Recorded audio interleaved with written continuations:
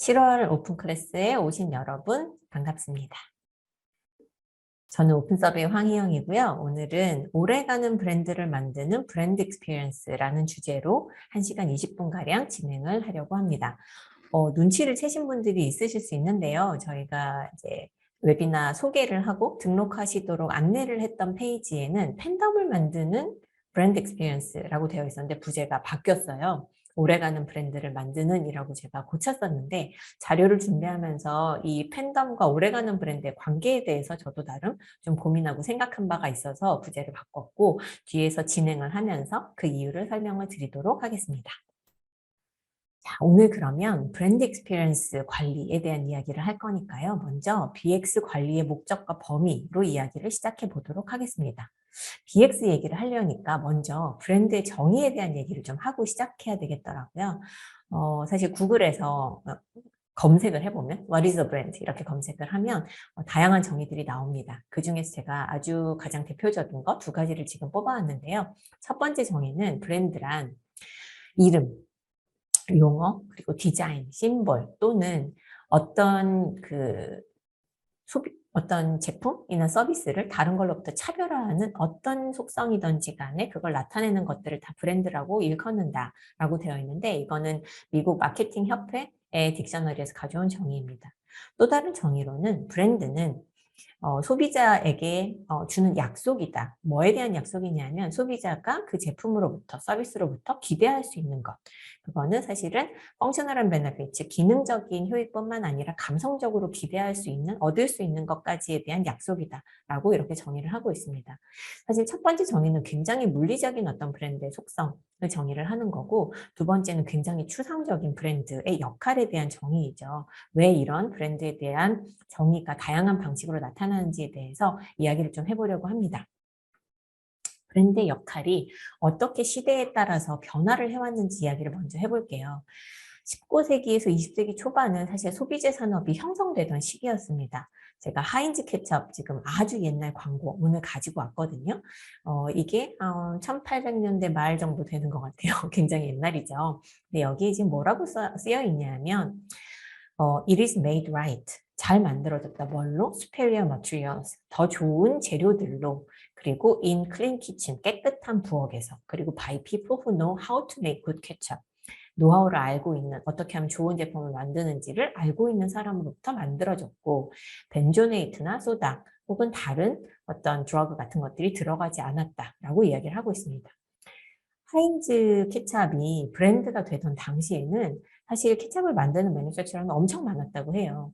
근데 이들이 모두 어떤 스탠다드를 지켜가면서 제품을 만들었던 것이 아니라 위생의 문제도 있었고 그다음에 여기 이제 적혀있는 벤조에이트 같은 몸에 해로울 수 있는 그런 약품들이죠. 화학약품 같은 것들이 들어간 방식으로 제품을 많이 만들고 있었기 때문에 하인즈는 사실 우리는 품질을 보증한다. 안전하게 먹을 수 있는 먹거리다. 라는 거를 해주면서 성장을 했던 그런 예시입니다. 즉 소비재 산업 형성기 초기에는 브랜드라고 하는 것은 퀄리티 어슈런스, 즉 품질이 보장된 제품을 당신이 살 수 있어 라는 메시지를 소비자한테 주는 기제였다라고 할 수 있습니다.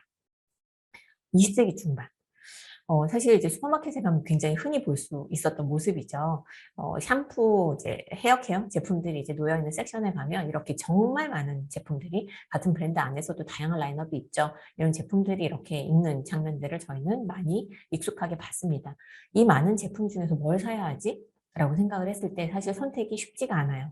이때의 브랜드의 역할은 뭐였냐면 브랜드 프롤리퍼레이션이라고 하는 건 브랜드가 정말 많아진 시대를 의미하는데 그 안에서 어떻게 하면 소비자가 의사결정을 좀 심플하게 할 수 있는지 그래서 선택을 쉽게 만들어주는 역할을 했습니다. 팬티 샴푸 써봤더니 괜찮던데? 그럼 컨디셔너도 써볼까? 헤어케어 전체는 뭐 도브가 괜찮지 이런 식으로 해서 막 확장되고 있는 제품 카테고리 그리고 브랜드들 중에서 소비자의 선택을 쉽게 만들어주는 그런 역할을 브랜드가 했다고 할 수 있습니다. 2000년대 이후에는 브랜드가 어떤 역할을 했냐면요. 내가 이 브랜드를 먹거나 마시거나 혹은 입거나 했을 때 사용하거나 했을 때 나는 어떤 사람이야 라는 거를 보여주는 셀프 익스프레션의 역할을 했죠. 나의 어떤 정체성을 브랜드를 통해서 드러내는 그런 역할을 했다고 하면 2020년대 후반에는 그 브랜드가 지향하는 가치가 바로 내가 지향하는 가치라는 거에 대한 동의를 하고 그런 가치에 대한 어떤 자부심을 쌓으면서 또 공동의 어떤 가치 지향을 해나가는 그런 역할들을 브랜드가 하고 있습니다. 화면에 보여드리는 예시는 파타고니아의 굉장히 유명한 마케팅 캠페인의 예시인데요. 보시면 가장 크게 써 있는 마케팅 메시지가 "이 재킷을 사지 마세요"입니다. 어떤 의미냐면 재킷을 파는 사람이 재킷을 사지 말라고 하니까 어떤 의미인가라고 하면 여기서 파타고니아가 얘기하고 있는 거는 가능한 한 이미 입을 게 있다면 사지 말고 혹시 조금 이제 해지거나 한 옷이 있다면 수리해서 입고 그다음에 당신이 안 입는 옷이 있다면 다른 사람한테 공유하고 그다음에 이런 제품들은 이렇게 리사이클해서 쓰고 이런 식으로 최대한 우리가 지구에 남긴 어떤 폐기물이나 그런 영향들을 최소화하면서 소비 생활을 하자라는 메시지를 전달을 하고 있고 굉장히 성공적인 파타고니아의 가치를 잘 보여주는 마케팅 캠페인의 사례로 얘기가 되고 있습니다. 오른쪽에 제가 묻혀놓은 거는 데이터를 이제 페이스북에서 발표한 보고서에서 가지고 온 건데요. 약 절반 정도의 US의 소비자들은 자신이 믿는 가치를 표수하는 브랜드를 서포트하는 것이 중요하다라는 생각을 하고 있다고 합니다. 그래서 지금은 브랜드가 밸류를 상징하고 그 가치에 대한 나의 믿음 이런 것들을 전달하는 것이 소비자한테는 굉장히 중요해졌다라고 할 수 있습니다. 브랜드의 역할이 앞에서 보신 것처럼 사실 하인즈 시대에는 어떻게 보면 이런 아주 물리적인 그 기능들, 그다음에 안전하게 먹을 수 있는 거 이런 거에서 시작을 했다 하면 갈수록 나를 좀 표현하고 내가 믿는 가치를 보여주는 브랜드의 역할을 기대하는 식으로 계속 진화를 해왔거든요. 그런 이유로 좀 생각을 해보면 이거는 마슬로우라고 하는 학자가 발표를 한 굉장히 유명한 이론인데요. 사람의 니즈라고 하는 것은 이렇게 단계별로 진화를 한다. 그래서 굉장히 물리적인 니즈가 일단 뭐 춥지 않고 배가 고프지 않고 이런 니즈가 충족이 되고 나면 그다음에 안전하다에 대한 니즈가 생기고 사랑받고 어딘가에 소속감을 느끼는 니즈가 생기고 그게 이제 충족이 되고 나면 스스로에 대한 자긍심 이런 것들이 생기고 그게 되고 나면 자아실현이라는 뜻인데 셀프 액츄얼라이제이션인데 나의 가치를 더 발전시키기 위해서 뭔가 노력하는 그런 니즈들이 생긴다라고 하는 이런 순차적으로 사람의 니즈가 발전해 간다라고 하는 거를 설명하고 있는 이론입니다. 결국 브랜드의 역할이 이런 물리적인 역할을 해소해 주는 것이 브랜드가 해주는 게 기능적인 효익을 제공을 하는 거고요. 안전이나 사랑이나 소속감에 대한 그 니즈들을 소화를 해주는 것이 브랜드의 감성적인 가치 그리고 에스팀, 자기의 자긍심 이런 것들을 표현해 주는 게 브랜드의 셀프 익스프레시브라고 하는 베네핏이고 그 본인이 믿는 가치를 대변해주는 브랜드의 퍼포스 이런 식으로 브랜드의 밸류도 마찬가지로 이런 피라미드를 가지게 되고 사실 요 단계별로 발달을 해왔다라고 볼 수 있습니다. 그런데 디지털 시대가 되면서 '브랜드가 여전히 중요한가?'라는 고민을 사실 저는 굉장히 많이 해 봤어요. 오늘 이 세션에 들어오신 분들 가운데서도 이런 생각을 해 보셨거나 지금도 그런 질문을 가지고 계신 분들이 있을 것 같습니다. 제가 처음 이 생각을 하게 됐던 거는 미디어 커머스가 발전하면서 미디어 커머스라는 새로운 형태의 어떤 판매 방식을 등에 업고서 등장했던 제품들이 과거의 브랜드 마케팅에서 가졌던 어떤 정의 혹은 '이렇게 해야 된다.'라고 하는 것들을 전부 다 깨면서 굉장히 빠른 시일 안에 인지도도 많이 올리고 굉장히 높은 판매량을 기록하는 모습들을 많이 봤어요. 흔히 브랜드는 빌딩하는 데 시간이 걸린다고 하잖아요. 그런데 그런 것들이 다 없이도 '아 저렇게까지 잘 팔리고 많은 사람들이 알게 되고 할 수 있다.'라고 하면 '과연 브랜드가 여전히 중요한가?'라는 생각을 하게 됐던 것이 사실입니다. 그런데 시간이 조금 더 지나고 나서 당시에 미디어 커머스로 이름을 날렸던 제품들 중에 상당수가 이미 우리 기업 속에 남아있지 않은 거를 깨닫게 됐죠.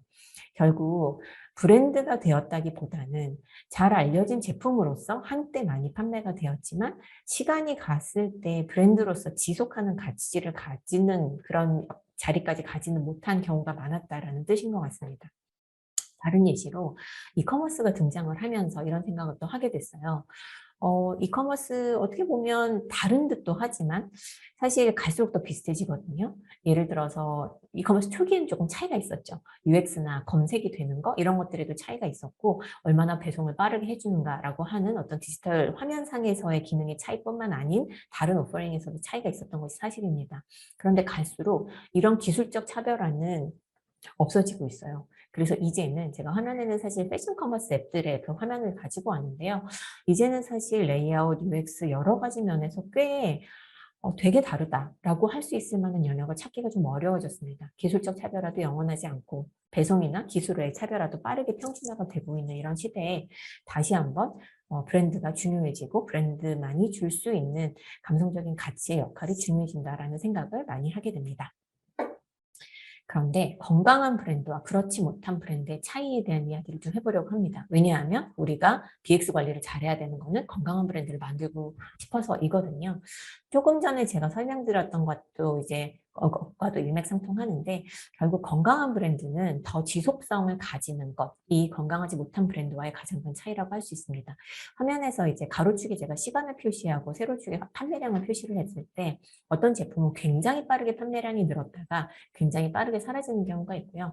어떤 브랜드는 훨씬 더 긴 시간 동안 천천히 판매량이 늘고 그다음에 언젠가는 쇠퇴기를 맞이하죠. 하지만 쇠퇴를 했을 때에도 배드라고 제가 표현을 한 것만큼 빠르게 감소를 하기보다는 이렇게 라스팅한 효과를 보이거나 혹은 어떤 계기로 인해서 다시 이렇게 반등을 하는 그런 모습을 보입니다. 이때 이제 뒤쪽에 보이는 커브가 일반적으로 브랜드 마케팅을 하는 사람들이 만들고 싶은 브랜드의 라이프 사이클 커브라고 할 수 있고요. 이제 왼쪽에 있는 거를 브랜드라기보다는 혹은 지속적인 트렌드라기보다는 패드라고 부르죠. 짧게 반짝하고 사라지는 어떤 그런 모습을 보여주는 그런 차이라고 할 수 있습니다. DX 관리의 목적은 오래가는 브랜드를 만드는 것입니다. 브랜드의 핵심은 지속되는 것이에요. 왜냐하면 브랜드를 육성하는데 그만큼 투자가 필요하고 투자를 하는 이유는 오랫동안 그 투자보다도 더 많은 것을 얻을 수 있게끔 해주기 때문이거든요. 오래가는 브랜드를 만드는 것이 DX 관리의 목적이다라고 할 수 있는데 오래가는 브랜드를 만들기 위해서 필요한 것이 두 가지가 있습니다.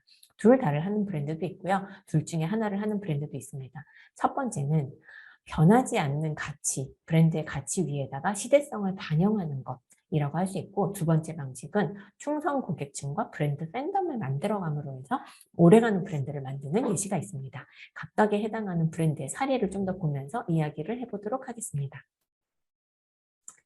변하지 않는 가치의 시대성을 더한 브랜드로 제가 모나미의 모나미 153이라고 하는 브랜드를 가지고 왔습니다.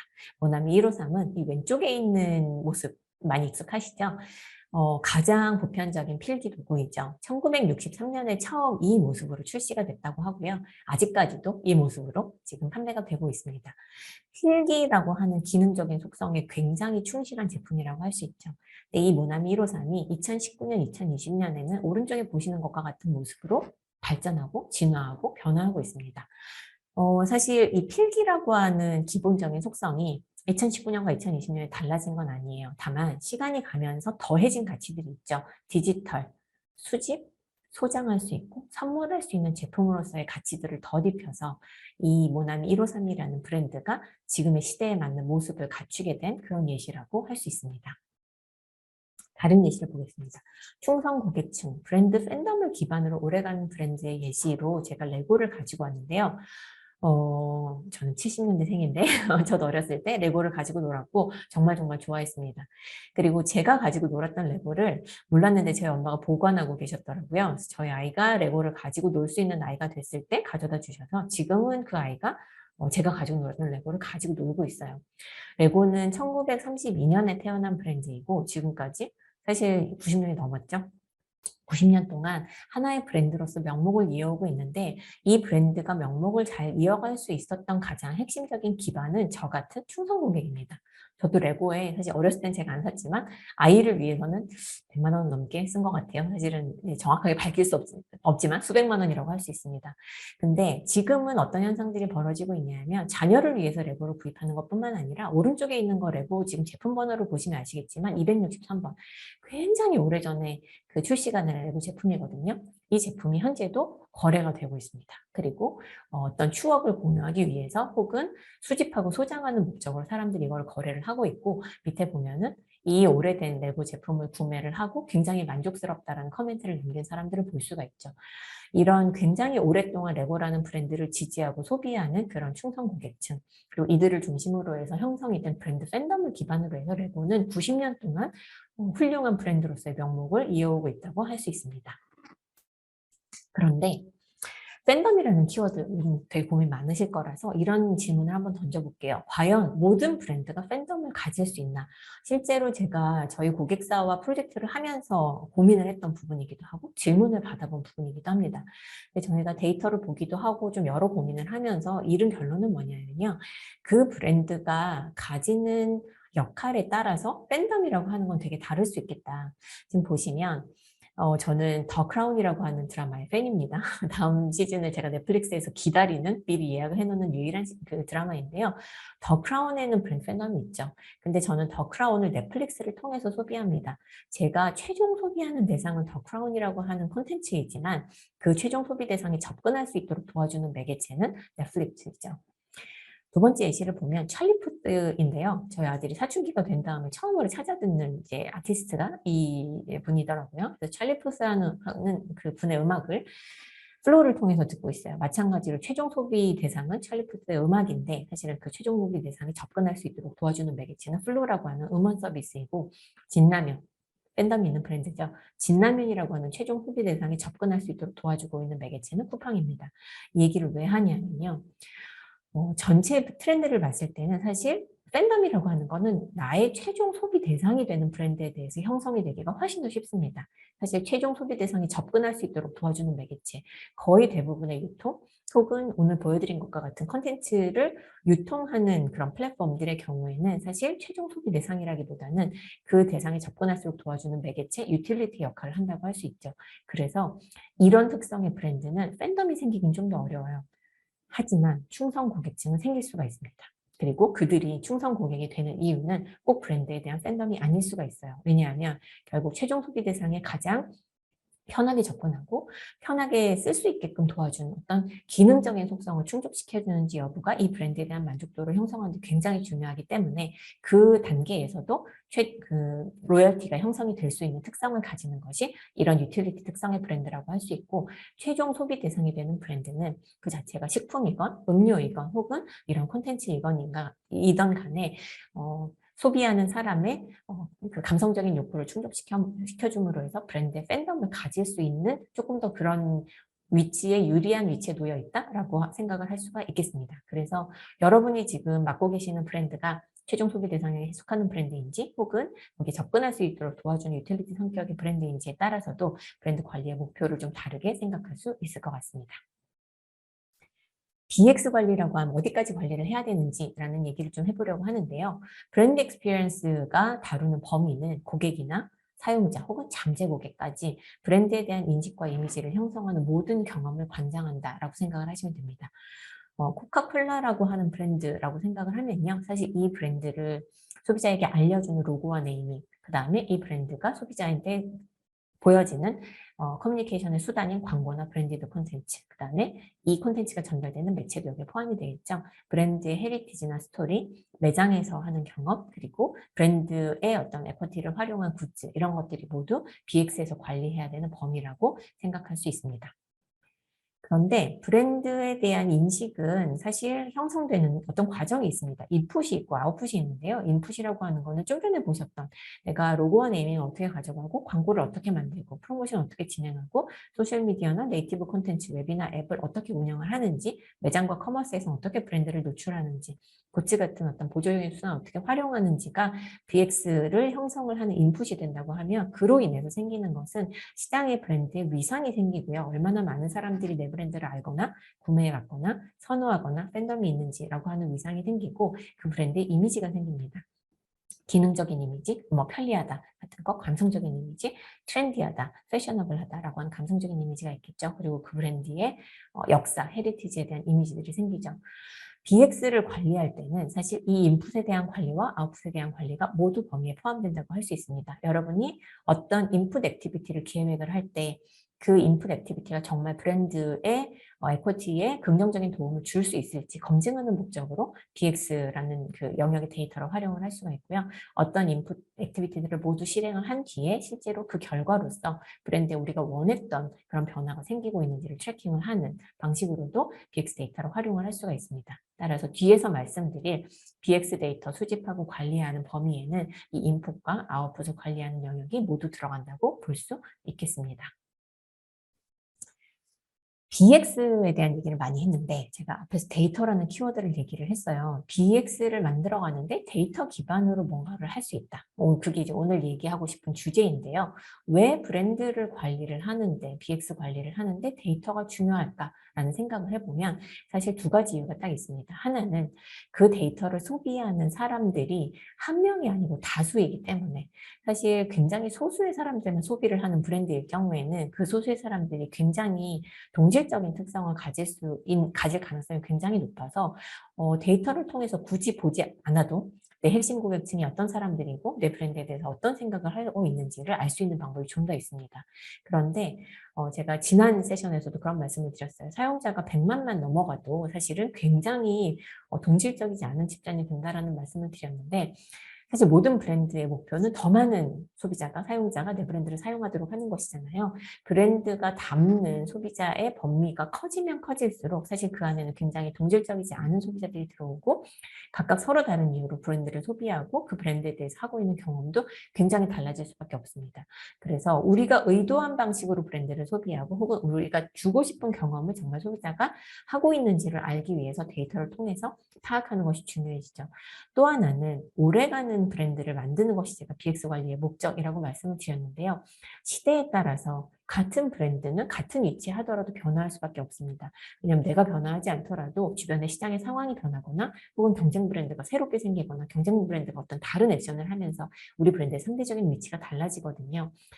브랜드가 한 곳에 스테이하지 않기 때문에 장기간 동안 브랜드가 바람직한 방향으로 발전해 가는지를 또 확인하고 관리하기 위해서도 데이터라고 하는 것이 굉장히 중요해집니다. 그렇다고 하면 데이터를 바탕으로 브랜드 익스피리언스를 관리하는 방법의 가장 큰 축인 브랜드 라이프 사이클별 할 수 있는 거에 대한 이야기를 먼저 해보고 정말 구체적으로 데이터를 어떻게 활용할 수 있는지에 대한 얘기를 세 번째 파트에서 해보도록 하겠습니다.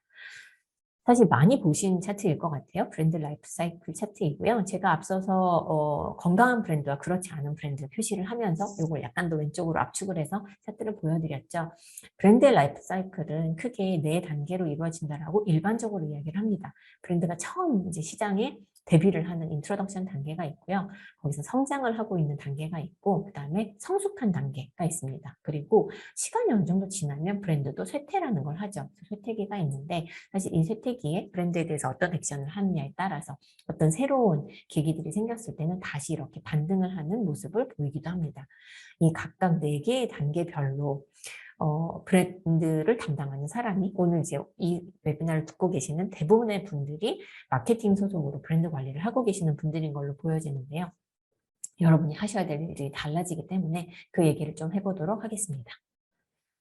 먼저 인트로덕션 단계에서 해야 될 일, 브랜드를 막 출시를 하기 직전 혹은 출시했을 때 해야 될 일의 가장 핵심은 타겟팅과 포지셔닝입니다. 내가 해야 되는 의사결정은 타겟 세그먼트, 누구에게 이 브랜드를 판매할 것인지, 그리고 브랜드 포지셔닝, 무엇을 소구해서 이 브랜드를 사야 하는 이유를 뭐라고 이야기를 해서 이 브랜드를 소비하게 만들 것인지 이 두 개가 정말 핵심적인 의사결정이라고 할 수 있고요. 특히 이 브랜드의 도입 초기에는 미디어나 채널, 초기 확산을 위해서 우리 브랜드에 대한 메시지를 전달할 미디어, 그리고 우리 브랜드를 판매할 채널을 어디에 더 중점을 둬서 확산을 해나갈 것인지에 대한 의사결정 또한 중요합니다. 이 결정을 하기 위해서 봐야 하는 데이터는 크게 두 가지가 있습니다. 하나는 세그멘테이션이에요.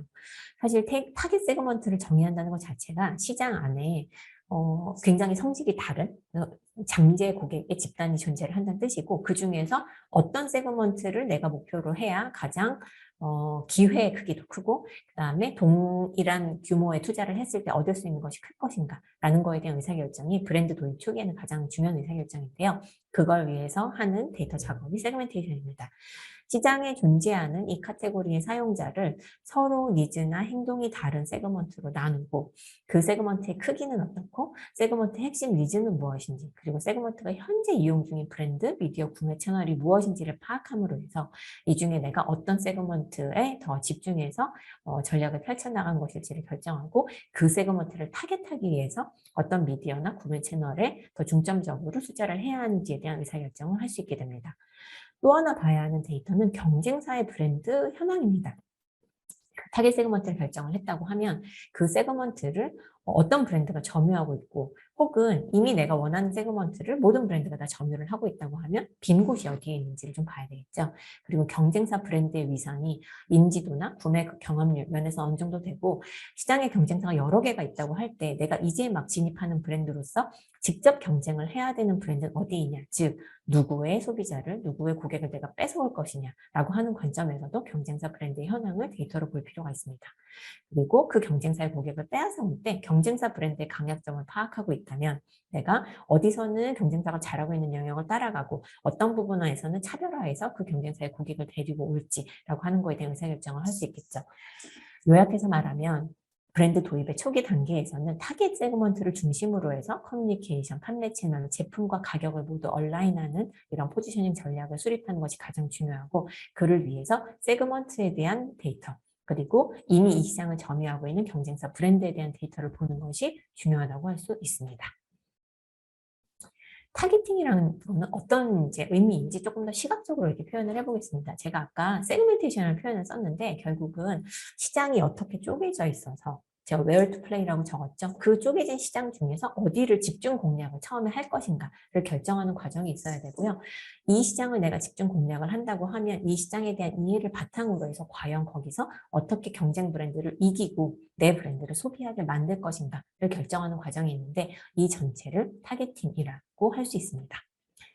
세그멘테이션이라는 단어를 제가 많이 이야기를 하고 있는데 사실 세그멘테이션 하나만 가지고도 세션 하나를 다 채우고도 부족할 만큼 할 얘기가 많기 때문에 세그멘테이션 방법론과 관련해서 자세한 내용은 오픈 서베이 세그멘테이션 웨비나 제가 작년에 진행했던 거가 아카이브가 돼 있거든요. 그래서 이 내용을 참고를 해주시면 좋을 것 같습니다. 포지셔닝이라고 하는 건 뭐냐면요. 산출물로 보면 이 화면에서 보시는 것과 같은 문장을 채운다라고 생각을 하시면 될 것 같아요. 사실 한글로 된 좋은 템플릿이 없어가지고 제가 영문으로 된 걸 가지고 왔는데 포지셔닝 스테이트먼트에 들어가야 하는 주요 요소는 이렇습니다. to 누구누구 어떤 타겟 세그먼트에게 브랜드 X는 프레임 오브 레퍼런스라고 썼는데 브랜드 X가 표현한 어떤 카테고리, 정의 이런 것들을 의미를 합니다. 브랜드 X는 무엇이다. 근데 그거를 수식하는 어떤 단어가 들어가겠죠.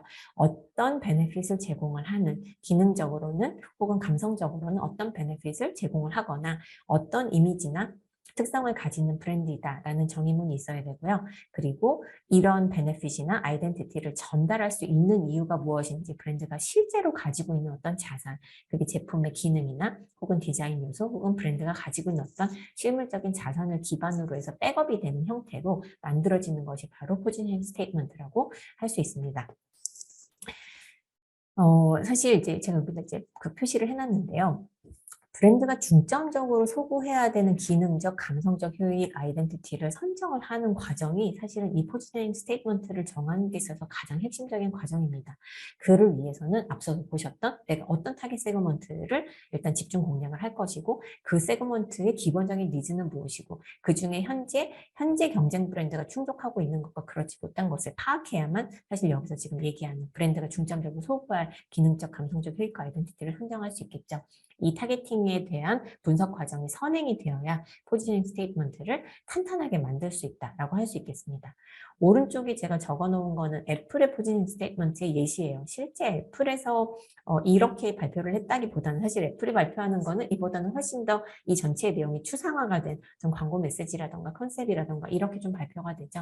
하지만 이제 애플이라는 브랜드를 분석하는 사람들이 봤을 때는 사실 애플이 타겟하는 세그먼트는 굉장히 연결된 즉 스마트 기기를 사용하는 그러면서도 빠르게 변화하는 거를 좋아하는 그런 사람들. 하지만 이들이 뭐에 대해서 지금 굉장히 frustrate, 즉 불만을 가지고 있냐면 기술이 너무 지나치게 복잡해서 나를 어떻게 보면 편하게 해주기보다는 더 귀찮게 만든 이런 현실에 굉장히 좀 페인 포인트를 느끼고 있는 사람들에게 애플은 무엇을 전달하냐 하면 결국은 소비자 일렉트로닉스죠. 소비자 가전이라고 하는 거를 제공을 하는데 그 가장 큰 효익, 애플이 전달하는 가장 큰 효익은 simplify technology, 기술을 정말 심플하게 만들고 쓸데없이 나를 귀찮게 하는 것이 아니라 훨씬 더 편하게 쓸 수 있는 기술을 제공하고 그렇게 할 수 있는 이유들이 무엇인지가 밑에가 백업되는 형태의 포지션 스테이트먼트를 예시를 볼 수가 있습니다. 여러분이 맡고 계시는 브랜드에 대해서 이 내용을 전부 다 채우실 수 있다면 브랜드를 스트롱하게 만들 수 있는 기본적인 준비가 다 됐다고 볼 수 있고요. 만약 이 중에 어떤 부분이 비어 있다라고 하면 그 부분, 대부분의 경우에 사실 여기가 고민이실 거예요. 우리 브랜드가 이 소비자, 잠재 소비자한테 주어야 하는 기능적인 효익, 감성적인 효익, 그리고 아이덴티티가 무엇인가에 대한 고민이 있으시다고 하면 이 부분을 채우기 위한 데이터를 수집하고 고민하는 과정이 필요하다고 하겠습니다. 브랜드가 성장하는 과정에서 해야 되는 거. 하나는 당연히 이제 사용자를 늘려가야 되니까 애퀴지션을 해야 되겠죠. 근데 또 하나는 가장 중요한 개념은 매니지드 그로스라는 개념입니다. 사실 그냥 놔뒀는데 브랜드가 컸어요. 이유를 몰라요. 왜 컸는지. 짧게는 좋습니다. 단기간은 좋은데 사실 왜 성장했는지 이유를 모르면 그 이후에도 그 성장을 지속할 수 있다라는 보증이 없다는 뜻이거든요. 그래서 브랜드에는 굉장히 위험한 현상입니다. 그래서 매니지드 그로스라고 하는 건 뭐냐면 브랜드의 현재 수준에 대한 이해를 바탕으로 해서 목표를 정하고 그 목표를 달성하기 위한 전략을 수립해서 실행을 하고 실제로 실행 후에도 데이터로 그 목표가 달성이 됐는지를 확인하고 이렇게 우리가 목표를 설정하고 그 목표를 위해서 하나씩 실행을 하면서 다가가는 그런 매니지드 그로스를 하는 것이 그로스 단계에서는 굉장히 중요합니다. 근데 이 매니지드 그로스에는 해야 하는 거에 대한 의사결정도 들어가지만 지금 하지 않아야 할 거에 대한 의사결정도 들어갑니다. 제가 개인적으로는 굉장히 궁금하게 생각했던 사례가 이케아가 한국에서 성장을 한 단계, 그 모습에 대한 그 궁금증이 저는 있었어요. 왜냐하면 이케아가 한국에 진출을 한 게 아주 빠르지 않았죠. 이케아가 한국에 들어왔을 때 이미 사실 해외 여행을 조금이라도 해보셨다라던가 뭐 해외에 조금 살아본 경험이 있는 사람들의 경우에는 이케아라는 브랜드를 모르지 않았고 이미 직구라던가 구매 대행의 형태로 이케아의 제품들을 소개하고 있는 사람들도 굉장히 많았습니다. 그리고 이케아가 한국에 진출을 했을 때는 이미 이커머스라는 것이 꽤 편리하게 쓸 수 있게끔 발달을 해 있는 상황이었어요. 그래서 저는 개인적으로는 사실 이케아가 한국에 매장을 열고 꽤 빠른 시간 안에 이커머스 쪽으로도 확장을 하지 않을까라고 생각을 했는데 저의 예상보다는 이커머스를 굉장히 늦게 하시더라고요. 근데 나중에 사실 이런 다른 이케아와 관련된 자료들을 좀 찾아봤을 때 일종의 매니지드 그로스를 하신 거로구나라는 생각이 들었어요. 이케아 브랜드의 어떤 핵심적인 가치인, 즉 이케아의 제품 이런 것들을 사람들이 더 실물로서 느낄 수 있는 기회들을 주는 거는 매장이라는 경험, 매장에서 가질 수 있는 경험이거든요. 그 매장 경험을 한 사람들이 충분히 늘어난 이후에, 즉 이케아의 브랜드와 제품에 대해서는 더 이상 사람들이 질문을 하지 않아도 될 때 이미 내가 알고 있고 이미 내가 원하는 게 확인된 브랜드를 더 쉽게 구매할 수 있는 방편으로서 이커머스를 이후에 확장을 하는 그런 결정을 하셨구나라는 거를 나중에 사실을 봤기 때문에 이 매니지드 그로스에는 결국 우리가 이 브랜드를 키워가고 더 많이 판매되도록 하고 더 많은 사용자를 확보한다라고 하는 그 기본적인 방향은 똑같지만 단계에 대한 나의 판단에 따라서 지금 해야 할 것과 지금 하지 않아야 할 것에 대한 의사결정이 들어가야 한다라는 거를 좀 말씀을 드리고 싶습니다. 제가 브랜드 성장 단계에 맞는 투자 의사결정을 해야 된다라고 적었는데요. 결국은 이때 결정해야 되는 거는 어떤 광고 메시지로 어떤 미디어를 통해서 커뮤니케이션을 하고 얼마나 광고 집행을 할 것인지 그리고 제품과 가격은 어떻게 튜닝할 것인지 그리고 어떤 시점에 생산을 더 늘릴 것인지 판매 채널을 확장할 것인지에 대한 의사결정이 이 그로스 단계에서 굉장히 중요한 의사결정이라고 할 수 있습니다. 이때 봐야 되는 데이터들은 제가 이제 세 가지 카테고리로 적어놨는데 하나는 카테고리 사용 데이터입니다. 제가 카테고리라는 단어를 많이 쓰는데 카테고리라고 하는 건 뭐냐면요. 예를 들어 제가 펜틴이라는 브랜드를 하고 있다고 하면 펜틴은 헤어케어, 그 두발을 가꾸기 위해서 쓰는 제품들의 카테고리에 속하는 브랜드인 거죠. 그래서 이제 요거를 카테고리라고 앞으로도 지칭을 하도록 하겠습니다. 카테고리를 사용하는 사람들이 얼마나 많아졌고 이걸 침투율이라고 표현하는데 어떤 사용 상황에서 이 카테고리를 쓰는지에 대한 데이터가 필요하고 또 하나는 그 카테고리 안에서의 브랜드 위상에 대한 데이터 얼마나 아는 사람이 많고 구매해본 사람은 얼마나 있고 재구매하는 소비자의 비율 혹은 재구매 의향 충성도가 얼마나 되는지 이런 데이터가 필요합니다.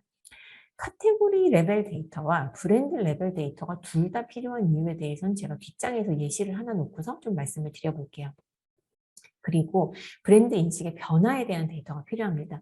브랜드의 도입 초기에 우리가 설정을 했던 이 브랜드는 이런 아이덴티티를 가졌으면 좋겠어 라고 설정했던 것이 있는데 그게 정말 시장에서 그렇게 자리를 잡았는지를 알아야 되겠죠. 일단 첫 번째는 브랜드가 지향하는 포지션이 매스 브랜드냐, 프리미엄 브랜드냐, 혹은 우리는 품질 위주로 소구하는 브랜드냐, 밸류 포 머니, 가격 대비 가치 위주로 소구하는 브랜드냐라고 하는 포지셔닝 목표가 있었을 텐데 그걸 달성했는지도 중요하고, 근데 브랜드가 지향하는 이미지, 대부분의 경우에 감성적인 속성들을 말할 텐데요. 이 이미지를 실제로 우리가 오운하고 있는지, 오운하고 있다고 하면 우리 브랜드를 우리가 원하는 방향으로 가져갈 수 있는 준비가 됐다는 뜻이고, 그렇지 않다고 하면 우리가 목표했던 것과는 지금 다른 이미지를 시장에서 브랜드가 가지고 있다고 하면 이거를 우리가 원하는 방향으로 바꾸거나, 혹은 브랜드가 지금 가지게 된 이 이미지나 위치가 우리한테 더 유리한 방향이라고 하면 어떻게 보면 브랜드를 피버팅할 수도 있겠죠. 이런 의사결정을 할 수 있는 데이터가 될 수 있습니다. 매니지드 그로스라는 거는 뭐냐면요. 이런 예시를 좀 보여드릴게요. 예를 들어 제가 샴푸 마케터라고 하겠습니다. 그러면 제 샴푸의 매출은 어떻게 결정이 되는지를 좀 생각을 해보면 제일 밑단부터 보겠습니다. 인구 전체 중에서 샴푸를 사용하는 사람이 있을 거예요. 그리고 이거를 곱하기를 하면 고객의 숫자가 나오겠죠.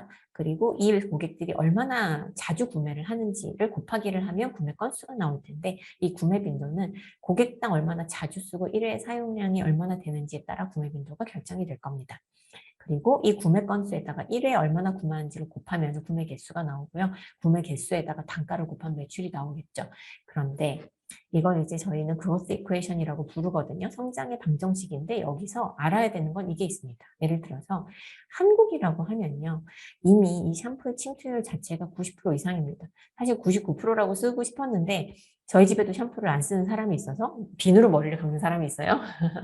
그래서 제가 90%라고 썼습니다. 샴푸 침투율은 90% 이상이고 평균 사용 빈도도 아마도 주 5회쯤은 될 겁니다.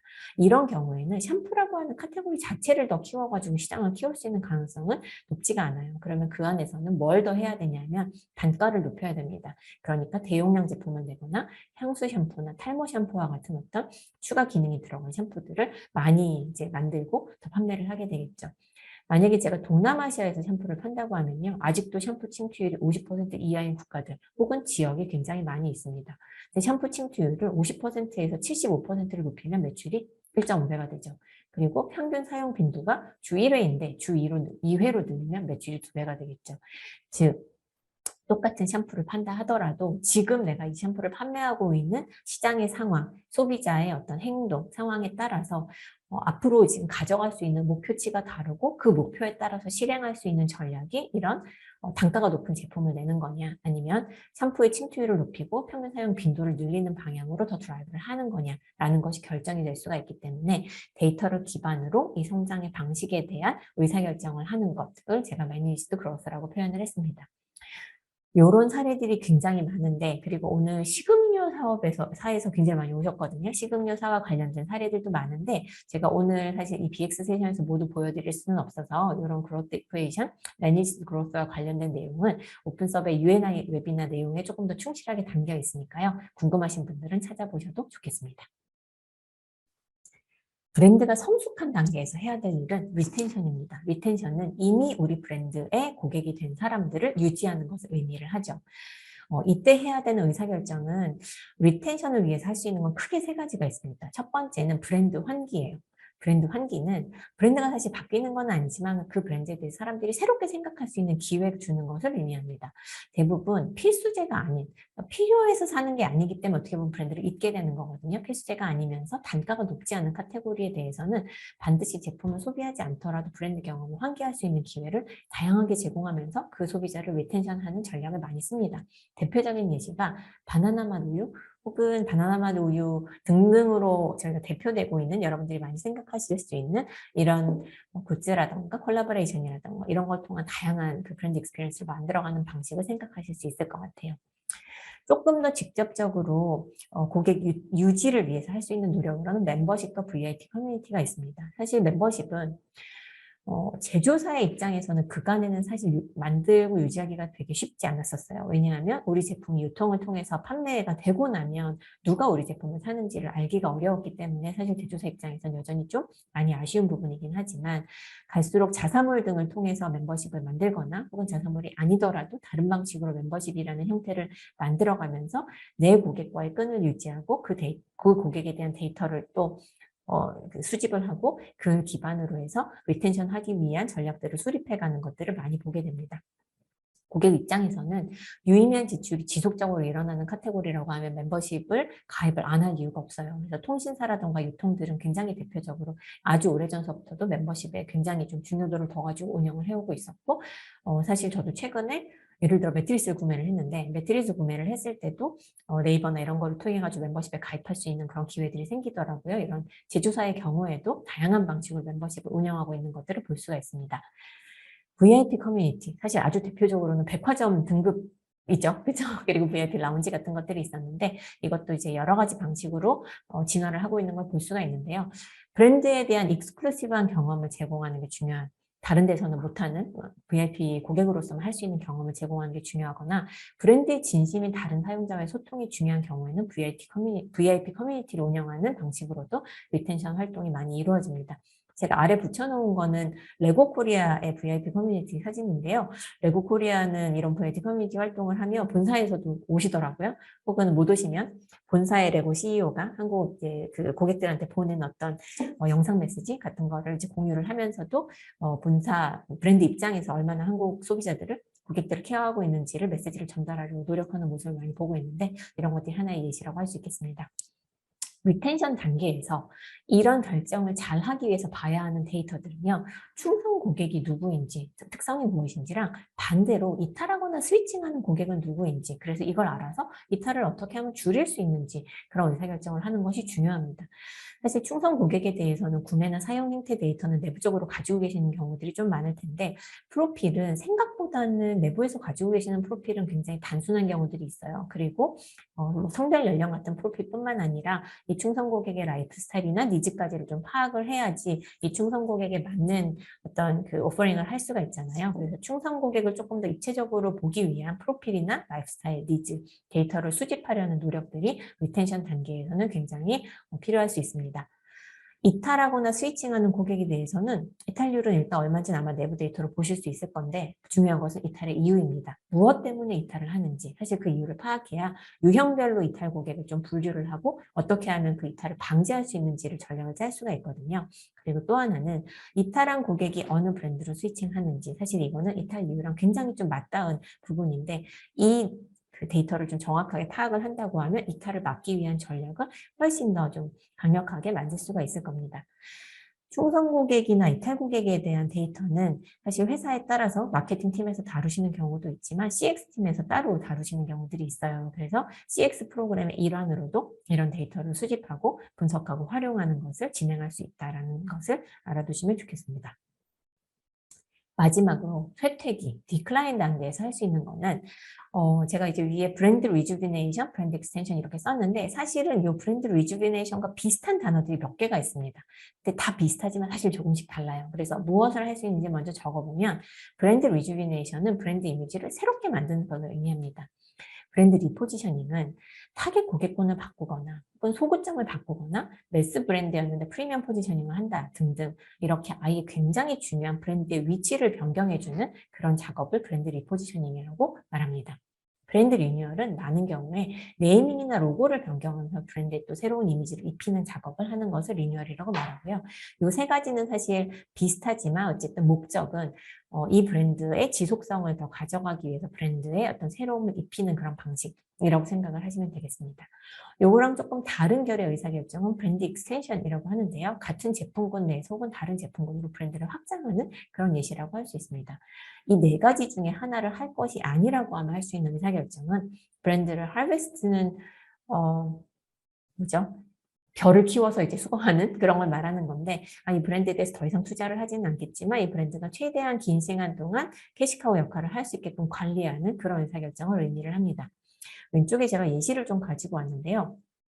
던킨의 로고가 어떻게 변화해 왔는지, 이거는 뭐 한국뿐만 아니라 글로벌리 그 변천된 사례를 보면요. 처음에 이렇게 던킨 도너츠라고 하는 이런 필기체 같은 이런 로고로 시작을 해서 핑크컵이 등장을 했고요.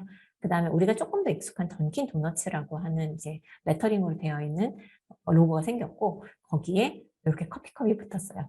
한국에서는 아마 언제쯤이었는지 기억이 나실까요? 커피 전문점이라고 하는 것들이 이제 많이 성장을 하고 이제 그 말미쯤에 사실 던킨에서도 오랫동안 도너츠 외에 어떤 그 제품군을 더 메이저하게 팔아야 되는지에 대한 고민을 많이 하셨었는데 이렇게 커피컵을 붙이면서 전체적으로 커피를 굉장히 좀 강하게 드라이브하는 그런 단계가 있었고 지금은 훨씬 더 좀 더 모던하게 심플리파이된 형태로 로고를 운영하고 있습니다.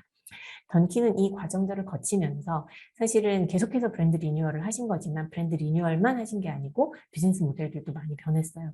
특히 예를 들어 던킨 도너츠에서 던킨에 이렇게 앞에 커피컵이 붙는 단계에서는 한국의 경우에는 전체 던킨 매장에서 사실 커피 오퍼링들이 커피를 매장에서 만드는 그런 기계와 재료부터 시작해서 모든 것들이 다 많이 변했죠. 그런 비즈니스 모델까지도 오퍼링 모델이 많이 변하면서 진화를 해온 예시라고 할 수 있습니다.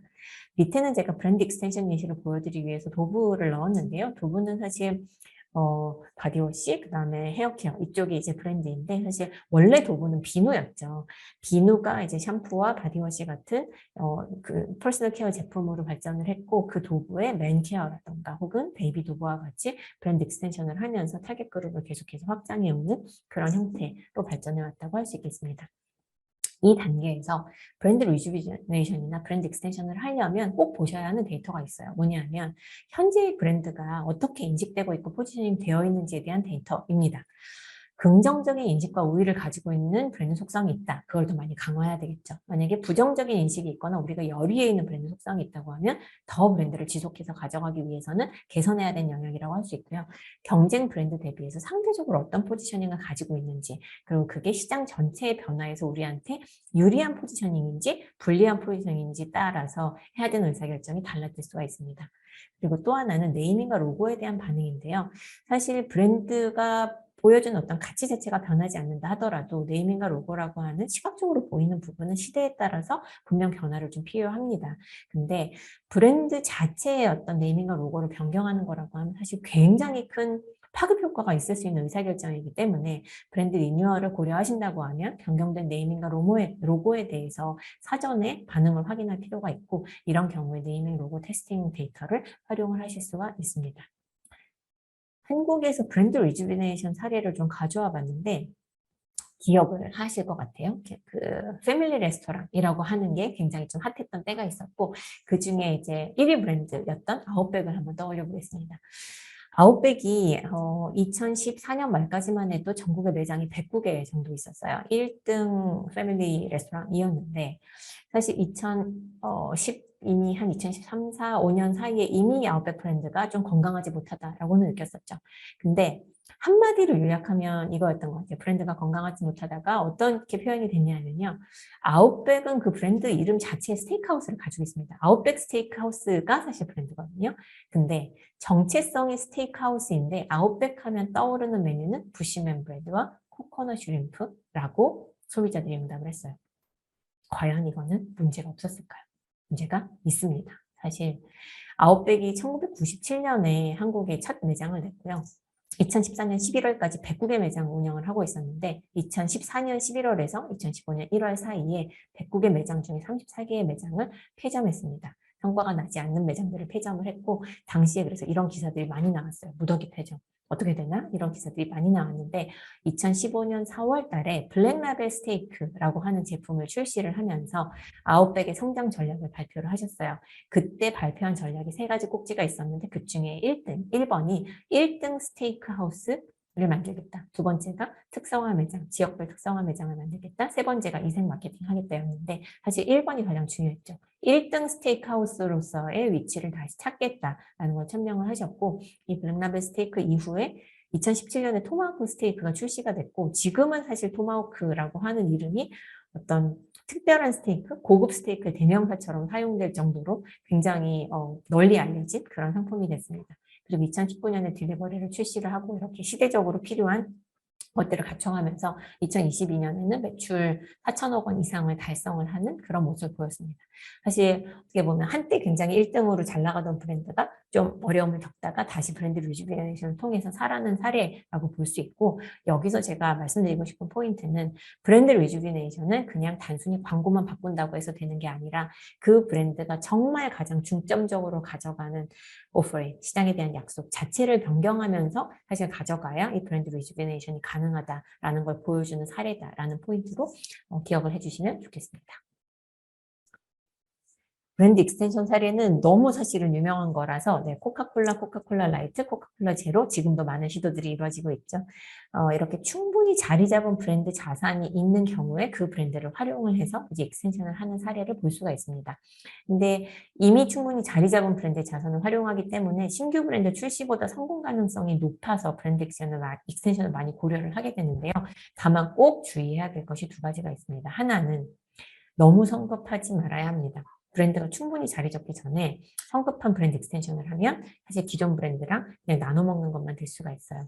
그리고 또 하나는 적당한 거리 유지라고 썼는데, 기존 브랜드 익스텐션이 될 수 있을 만큼 기존 브랜드랑 너무 다르면 안 되지만, 또 반대로 별도의 브랜드로 존재해야 될 만큼의 차별성이 있어야 되기 때문에 이 두 가지를 좀 고려해서 브랜드 익스텐션에 대한 의사결정을 하는 것이 필요합니다. 원래 제가 조금 쉬고 할까 했는데 오늘 지금 진행되는 속도를 봤을 때 약속드린 시간을 맞추기 위해서는 그냥 쭉 진행을 하는 게 좋을 것 같아가지고요. 세 번째 파트, 조금 더 실전에서 여러분들이 알아두시면 좋을 BX 리서치 하는 팁, 잘하는 팁 파트로 계속 진행을 해보도록 하겠습니다.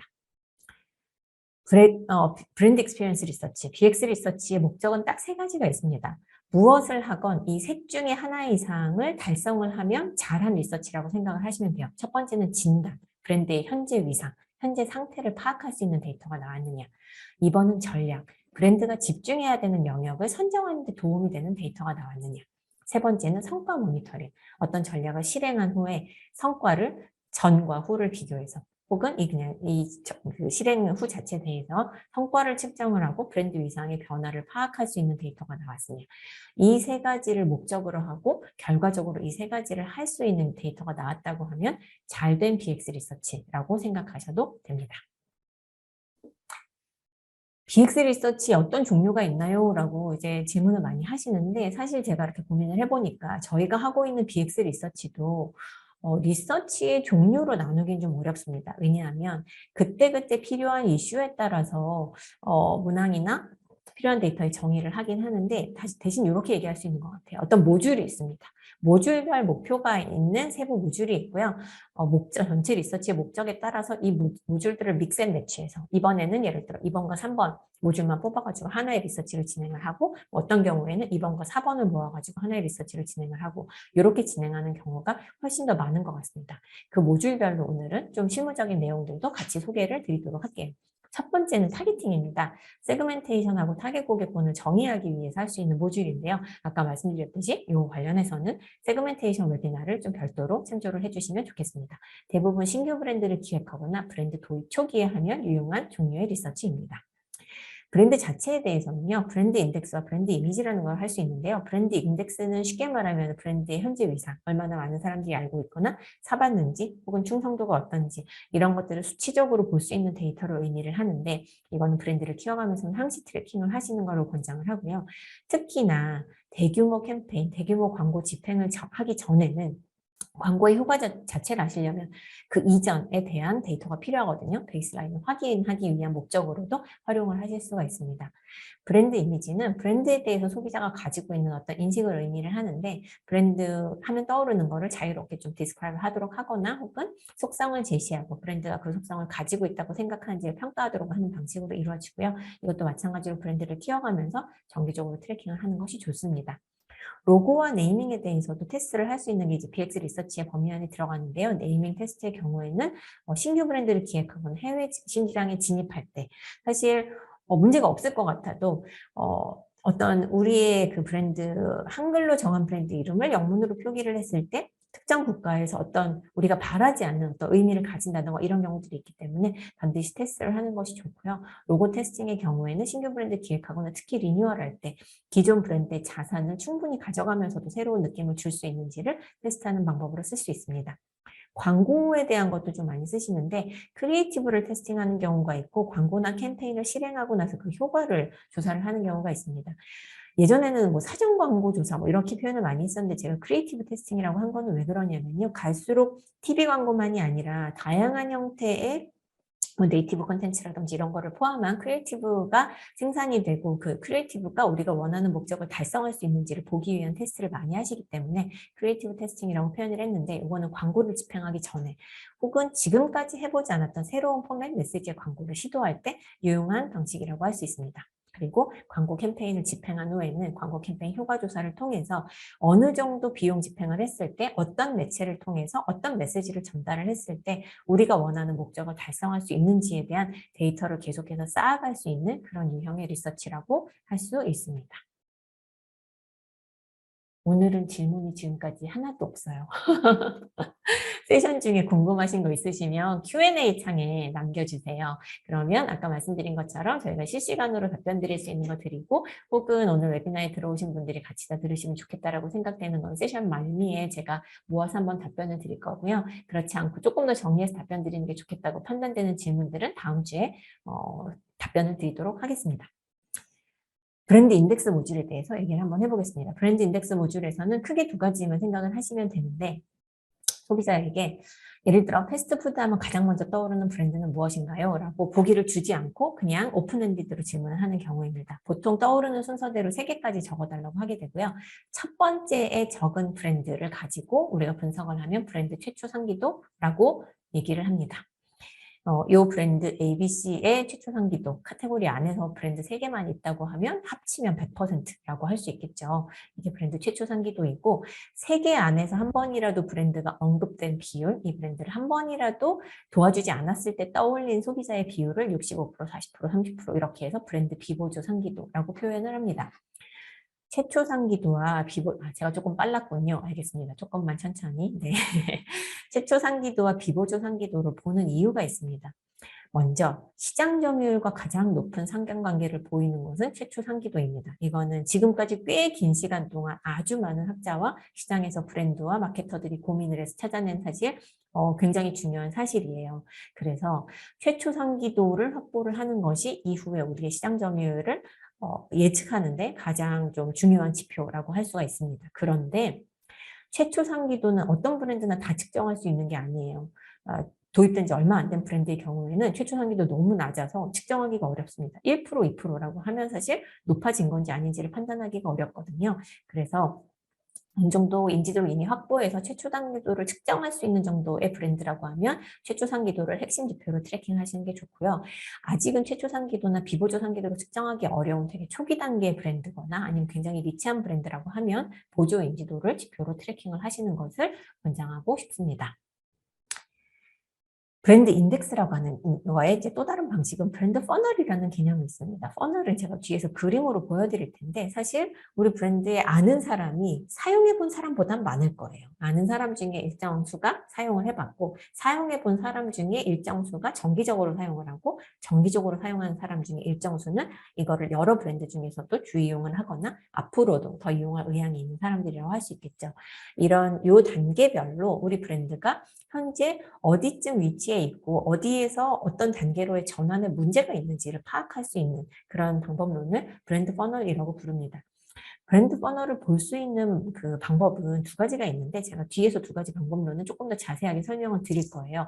대략만 말씀드리면 하나는 이렇게 브랜드 하나를 제시하고 이 브랜드에 대해서 응답자가 가지는 친숙도 그 브랜드에 대한 경험의 정도를 한 번도 들어본 적이 없다부터 가장 자주 이용하는 패스트푸드점이다까지의 단계로 좀 응답을 하도록 하는 방법이 있고요. 또 하나는 단계별로 한 번이라도 이용해 본 적이 있는 브랜드를 모두 선택해 주세요. 그 다음에는 그러면 정기적으로 이용하는 브랜드를 모두 선택해 주세요. 이렇게 단계별로 묻는 방법이 있습니다. 둘 중에 어떤 방법을 저희가 더 권장하는지 이유는 무엇인지는 뒤에서 말씀을 드릴게요. 브랜드 퍼널의 목적은 자사와 경쟁사 브랜드의 현재 위상을 비교 분석해서 액션을 결정하는 것이 가장 중요한 목적입니다. 언제 하면 좋냐? 사실 자사와 경쟁사 브랜드 비교하면서 계속 액션을 결정하는 거는 브랜드 라이프 사이클 내내 해야 되는 일이거든요. 그래서 항시 트래킹을 하는 것이 필요하다고 생각되는 브랜드이고요. 퍼널 단계의 정의는 사실 카테고리 특성에 따라, 산업 특성에 따라 좀 달라지고 이것도 뒤에서 말씀을 좀 드리겠습니다. 측정 지표는 퍼널 단계별로 달성률, 인지라는 단계에 도달한 사람의 비율, 이용을 경험해 본 사람의 비율, 정기적으로 이용하는 사람의 비율, 죽음하는 사람의 비율 등등의 단계별 달성도라고 하는 데이터를 보고 또한 인지한 사람 중에서 이용해 본 사람 중에 정기적으로 이용하는 사람과 같은 단계 간 전환율을 봅니다. 이 두 가지를 보는 이유는 이 두 개를 바탕으로 해서 액션에 대한 의사결정을 할 수 있기 때문인데 뒤에서 조금 말씀을 드릴게요. 두 가지 데이터 수집 방법 중에서 첫 번째는 제가 단계 선택형이라고 했습니다. 하나의 브랜드를 제시하고 그 브랜드에 대해서 어떤 응답자가 퍼널 단계에 속하는지 응답하도록 하는 방법인데 저희는 두 가지 방법 중에서 이 방법을 더 레커멘드 합니다. 한 번에 하나의 브랜드에 집중해서 응답할 수 있기 때문에 정확한 데이터를 수집할 수 있는 방법이고요. 대신에 이런 질문을 20개를 한다 그러면 사실 응답자도 굉장히 구분하면서 응답하기가 어려워지거든요. 그래서 비교하고자 하는 브랜드가 5, 6개 이내일 때 적절하고 혹은 브랜드 카테고리 안에 많지만 우리가 직접적으로 경쟁하는 브랜드는 5개 정도다라고 하면 그 브랜드를 선정해서 진행하는 방식을 권장합니다. 이게 아닌 다른 방법은 좀 전에 말씀드렸던 것처럼 브랜드 선택형이라고 하는 방식이 있어요. 단계를 제시하고 한 번이라도 들어본 브랜드 모두 선택해 주세요. 한 번이라도 이용해 본 브랜드 모두 선택해 주세요. 월 1회 이상 정기적으로 이용하는 브랜드 모두 선택해 주세요. 이렇게 할 수가 있는데 이 방식 사실 저희도 굉장히 많이 썼던 방식이거든요. 근데 갈수록 이 방식에 문제점을 좀 느끼게 되고 있어요. 왜 그러냐면 이게 시장이 굉장히 안정된 시장, 즉 경쟁 브랜드의 세트가 별로 변하지 않고 이럴 때는 이 방식이 굉장히 좋습니다.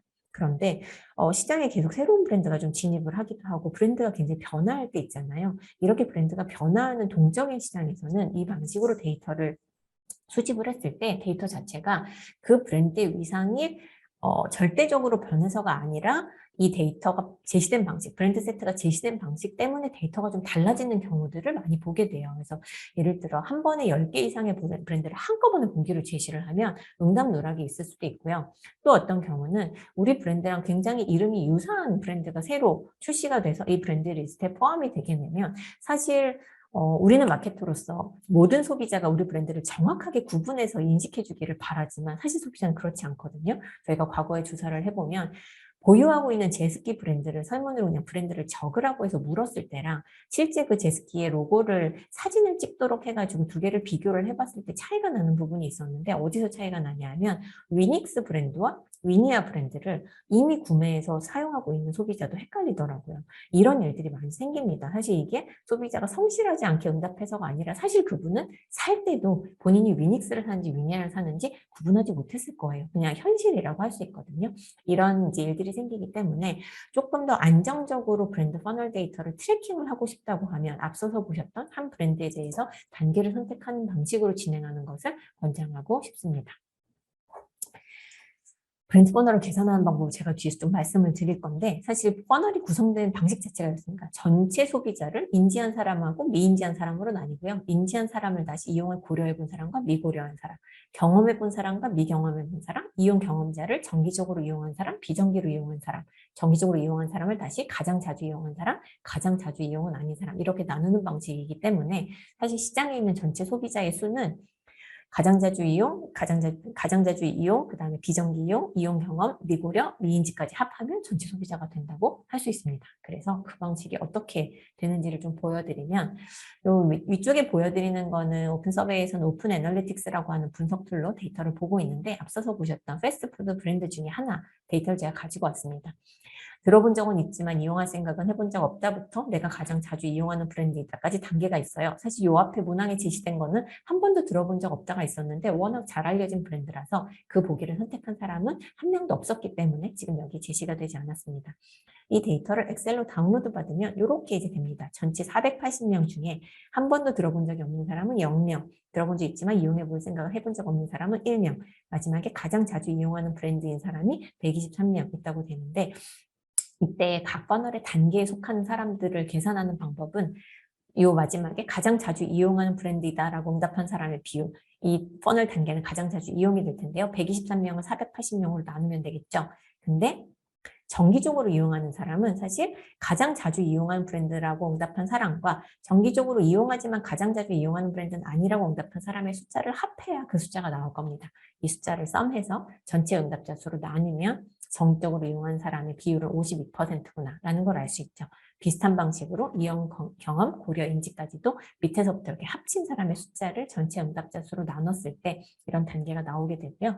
각 단계 간의 전환율을 이렇게 계산하면 되겠죠. 이용 고려한 사람의 수를 인지한 사람의 수로 나누면 인지에서 이용으로 전환된 사람의 비율이라고 할 수 있고, 그 다음은 이용 경험한 수를 고려한 사람으로 나누면 고려자 중에서 경험으로 전환된 비율이라고 할 수 있을 겁니다. 이렇게 퍼널이라고 하는 데이터를 계산을 할 수가 있게 되고요. 그 결과를 보통 이렇게 표현을 합니다. 인지, 이용 고려, 이용 경험, 정기적 이용, 가장 자주 이용이라고 저는 단계를 이제 설정을 하고 데이터를 수집을 했고, 각 브랜드가 그 단계에 해당하는 사람의 비율과 앞 단계에서 뒷 단계로 전환된 사람의 비율을 함께 표시할 수 있습니다.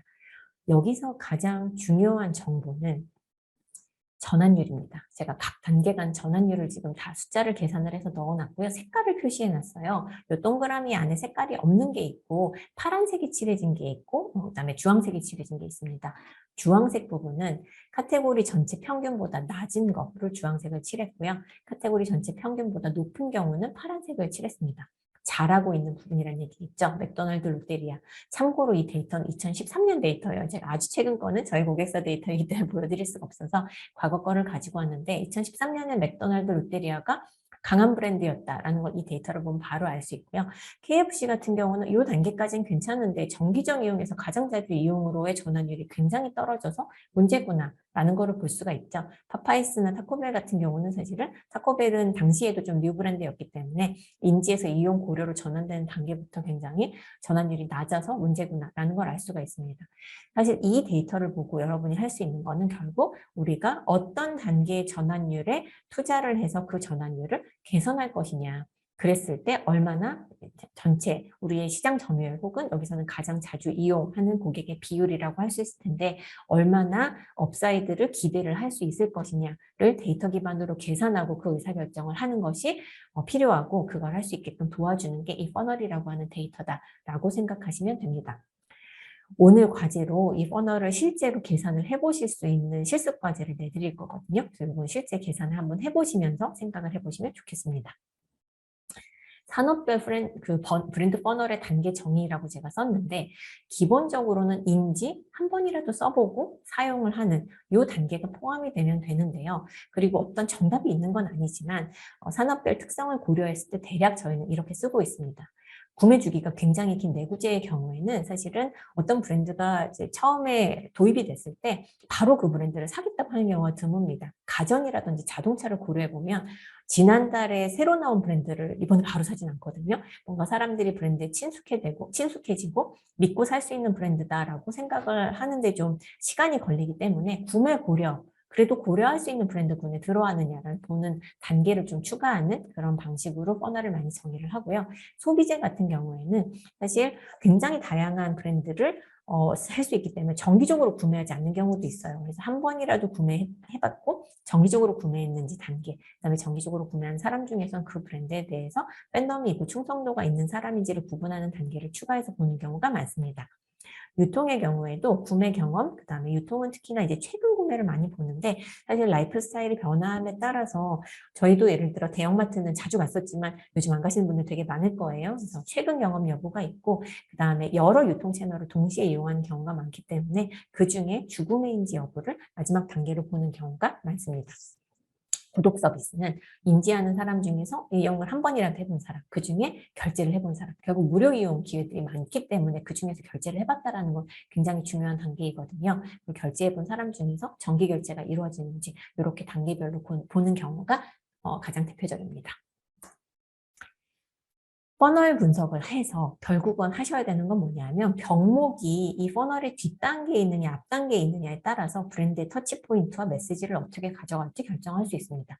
퍼널 앞단계에 있을수록 브랜드 터치포인트는 ATL, 예전으로 치면 TV 광고라든지 매스 디지털 광고에 투자를 많이 하셔야 되는 단계라는 뜻이고 브랜드 메시지는 훨씬 더 심플하고 주목도 높은, 즉 너무 많은 얘기를 해준다고 해서 다 지금 받아들일 수 있는 그런 단계가 아니거든요. 이렇게 하는 게 좀 필요하다고 하면 뒷단계로 갈수록 더 다양한 그 빌로우 더 라인 그 BTL에 투자를 좀 더 하시고 브랜드 메시지도 훨씬 더 세심해지고 감성적으로 되는 필요가 있다라고 생각을 하시면 되겠습니다. 브랜드 이미지 보는 방법. 제가 여기는 정말 하고 싶은 얘기가 너무 많은데 오늘 생각보다 제 앞에서 시간을 많이 썼어요. 그래서 중요한 거 위주로 그래도 좀 말씀을 드리고 지나가겠습니다. 브랜드 이미지를 볼 수 있는 방법은 굉장히 여러 가지가 있는데 특히나 여러분이 정량적으로 브랜드 이미지를 파악하고 싶다고 할 때 아마 지금 이미 자사에서 리서치를 하고 계신 것도 있고 쓰고 계시는 방식도 있고 고민하고 계시는 방식도 있고 할 것 같아요. 이제 여기서 중요한 건 뭐냐면 브랜드 이미지를 일단 정량적으로 파악하는 거는 굉장히 중요하고 그 정량적으로 브랜드 이미지를 파악할 때 기능적 이미지, 감성적 이미지, 브랜드 레거시나 브랜드가 표현되는 방식, 활동과 관련해서 어느 한쪽으로 너무 치우치지 않게끔 밸런스하는 방식으로 중요한 속성을 골라내는 게 중요하다라는 거를 좀 알아두셨으면 좋겠고요. 그 데이터를 수집하는 방법은 크게 세 가지가 있는데 그중에 어떤 거가 좋은 방식이라고 저희가 생각하는지 뒤에서 말씀을 드리도록 하겠습니다. 브랜드 이미지 평가 데이터 수집한 세 가지 방법 중에서 첫 번째 방법. 굉장히 생각보다 많은 회사에서 이렇게 쓰고 계세요. 하나의 브랜드를 제시하고 속성을 제시를 한 다음에 동의하는 정도를 5점 정도로 묻는 방식으로 많이 쓰십니다. 사실 상관관계라든지 회귀 분석 같은 다별량 분석을 많이 할 계획이 있으시다. 그럼 조금 더 제약이 적은 방식일 수는 있는데 가장 큰 문제는 사실 비교하고자 하는 브랜드가 6개인데 속성이 10개만 돼도 문항이 60문항이 됩니다. 디지털 세대는 한 설문 안에서 정말 많은 텍스트를 읽고 싶어 하지 않아요. 60문항을 물었을 때 그 응답의 변별력은 실제 이 사람의 브랜드 이미지의 차이보다 훨씬 더 낮게 나타날 수밖에 없습니다. 굉장히 비슷한 응답을 하게 되거든요. 응답자 피로도가 높아지면 그만큼 응답 변별력이 떨어지기 때문에 사실 추천하고 싶지 않은 방법입니다. 대신 저희가 대안으로 제시하는 방법은 뭐냐면요. 두 가지가 있는데 하나는 속성을 제시하고 이 특징을 가지고 있다고 생각하는 브랜드를 선택하도록 하는 방식입니다. 모두 선택하도록 할 수도 있고요. 순위형으로 선택하도록 할 수도 있습니다. 이 방식의 장점은 하나의 속성을 놓고 브랜드를 비교해서 사람들이 생각해서 브랜드 간의 차이를 조금이라도 더 고민해서 응답을 할 수 있다라는 게 장점이에요. 그런데 대신 함께 제시되는 브랜드에 따라서 응답 경향이 달라지는 효과는 분명히 이 형태에서도 나타납니다. 그래서 브랜드 퍼널에서도 저희가 갈수록 브랜드 셋이 많이 변화하는, 동적으로 변화하는 시장에서는 이렇게 브랜드를 제시하는 방식을 좀 덜 쓰고 있다고 말씀을 드렸는데 같은 이유로 브랜드 이미지에 대한 데이터를 수집을 할 때도 갈수록 조금 적극적으로 권장하지 않는 방법이 되어가고 있습니다. 저희가 더 권장을 하는 방법은 이 방식이에요. 하나의 브랜드를 제시하고 이 브랜드가 가지고 있다고 생각하는 이미지 속성을 선택하도록 하는 방식입니다. 물론 여기서도 브랜드 퍼널과 똑같이 너무 많은 브랜드에 대해서 같은 형태의 질문을 반복하면 응답의 변별력이 떨어지기 때문에 직접 경쟁 브랜드, 특히 이미지 측면에서 우리랑 되게 차이가 있거나 비슷하다고 생각하고 직접 경쟁을 하는 브랜드를 선정해서 진행하는 것이 좋고요. 5, 6개 정도를 제안을 드립니다. 그리고 이 경우에는 함께 제시되는 브랜드 셋에 따른 영향이 있지는 않기 때문에 개별 브랜드에 대해서 안정적으로 트래킹 데이터를 볼 수 있습니다. 예를 들어 우리가 프리미엄 이미지를 강화하고 싶어서 어떤 광고 캠페인을 실행을 했는데 실제 그 광고 캠페인 이후에 브랜드 이미지에서 프리미엄 이미지가 더 강해졌는지를 보려면 이 방식으로 전후를 측정을 하는 게 가장 좋은 방식이라고 생각하시면 됩니다. 그리고 이 방식을 선택하는 데 있어서 좀 분석을 하신 분들이 가장 걱정하시는 게 이게 있어요. 사실 데이터가 앞서서 브랜드별로 속성을 제시하고 1점에서 5점으로 데이터를 받으면 이게 전부 다 점수로 나오기 때문에 뭔가 분석을 하기가 되게 좋은 것 같은데 여기서는 버거킹이 음식의 질이 좋다라는 속성을 가졌는지 아닌지 안 가졌으면 0, 가졌으면 1 이렇게만 데이터가 표현이 되거든요. 이걸 가지고 내가 원하는 분석을 다 할 수 있을까라는 생각을 좀 하시는데 제가 뒤에서 말씀드리겠지만 다 하실 수 있습니다. 모든 분석이 다 가능하기 때문에 이 방식으로 진행하시는 것을 권장을 드립니다. 브랜드 속성을 이제 추출을 할 때 참고하실 수 있는 프레임워크입니다. 이거는 맥킨지에서 쓰시는 프레임워크인데요. 브랜드의 속성을 눈에 보이지 않는 것과 보이는 것 한 축으로 이제 구분을 하고요. 다른 쪽으로는 브랜드가 제공을 하는 것과 그냥 그 브랜드 자체가 나타내는 어떤 속성 이렇게 좀 구분을 하면 사실 브랜드가 제공하는 것을 효익이라고 할 수 있겠죠. 그래서 그 기능적인 효익과 감성적인 효익 이렇게 두 개의 구성 요소가 있고 그다음에 눈에 보이지 않지만 사실 브랜드가 주는 어떤 이미지, 개성, 평판 이런 것들이 있고 브랜드가 눈에 보이게끔 보여주는 여기서 프레젠테이션이라고 하면 로고라든지 이런 것들을 의미하거든요. 이런 것들까지도 사실 브랜드의 속성의 일부다라고 생각을 하고 내 브랜드에 대해서 내가 중요한 속성들을 선정을 해낼 때 왜냐하면 리서치에서는 묻지 않으면 사실 그게 나오기가 어렵거든요. 할 때 이 중에 빠진 게 없는지를 한번 확인하시는 게 중요하고 다른 하나의 이제 그 중요한 점은 사실 모든 카테고리별로 예를 들어서 감성적인 효익과 기능적인 효익이 동수로 나오거나 속성이 이렇게 되기 어렵습니다. 왜냐하면 카테고리에 따라서 기능적 효익이 훨씬 중요한 카테고리가 있고요. 감성적인 효익이 훨씬 더 중요한 카테고리가 있습니다.